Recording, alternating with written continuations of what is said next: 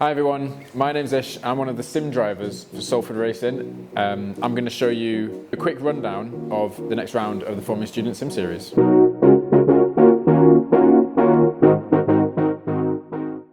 So this is our sim rig at Salford Racing. We've made it out of an old chassis we had lying around. This is from our 2022 car. We've put in the seat from a play seat, but we might put in a different seat in the future. And we've got a Logitech G29, triple screens, fairly standard setup, but it works. The last few rounds of the Sim Series have gone quite well for us. We've got, I think, 3 podiums from 3 races and some top 10s as well, which leaves us 5th in the championship. So we're having a pretty good year so far, I would say. This round, though, is the Mazda MX-5 Cup car at Virginia International Circuit. This car has no downforce at all, so you're relying a lot on the mechanical grip from the car, so it's going to be really important to get the suspension set up right to maximise your grip through the corners. The car's also got very little power, so it's going to be really important to maximise the minimum speed of the car through the corners to keep the momentum up for the whole circuit. The circuit itself is made up of a majority fast and medium speed corners. There's not very many tight, slow speed corners. I think there's 1, maybe 2. So now I'm going to jump into the sim and I'm going to show you a lap of the track and talk you through braking points, acceleration points, all of that sort of stuff. So I'm going to jump in the sim now and then see you there. Here we are inside the sim and I'm going to show you a lap of the Virginia International Circuit in the Mazda MX-5 Cup car. To start the lap, there's a very long start-finish straight here, so it's important to get a good exit from the final corner of the track.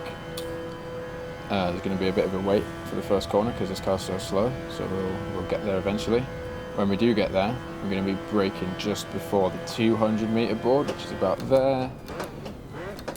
Down to about 2nd gear, trying to keep the minimum speed as high as possible. You really want to minimise the sliding as much as possible in this car, because as soon as you start sliding in this car, you're just losing speed, so you want to try and keep that to a minimum, braking just before the curb starts here. Again, trying to minimise the sliding down to 3rd gear, running all the way out onto the curb on the outside.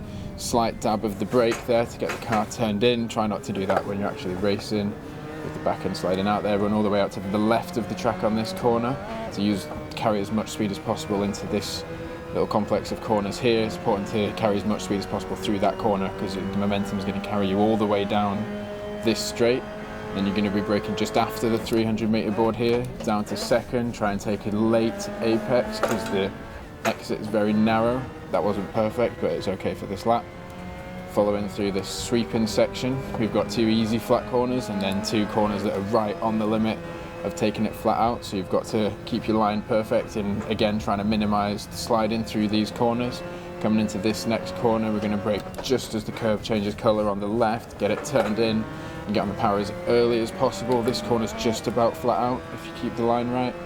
Coming into this final corner, this is really fun. You can just have a slight lift and then try not to slide it like that and then take as much speed through as possible. Again, important to get a good exit from that corner to set up the lap because it's going to carry you all the way down the start-finish straight